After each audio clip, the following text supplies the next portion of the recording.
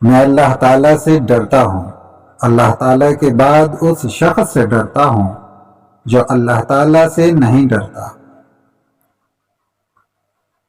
بخیل آدمی کی دولت اس وقت زمین سے باہر آتی ہے جب وہ خود زمین کے نیچے چلا جاتا ہے۔ اگر فقیر کے پاس ایک روٹی ہوتی ہے تو وہ آدھی روٹی خود کھاتا ہے اور آدھی کسی غریب کو دے دیتا ہے۔ لیکن اگر بادشاہ کے پاس ایک ملک ہوتا ہے تو وہ ایک اور ملک چاہتا ہے۔ خدمت سے خوش قسمتی حاصل ہوتی ہے۔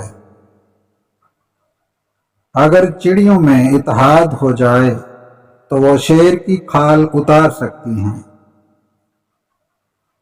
آپ کے اخلاق کی قدر بھی لوگ اس وقت کریں گے جب آپ کے پاس دولت اور طاقت ہو۔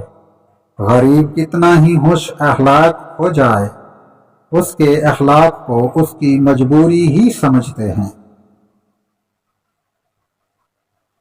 اگر تم اللہ کی عبادت نہیں کرتے تو گناہ کرنا چھوڑ دو۔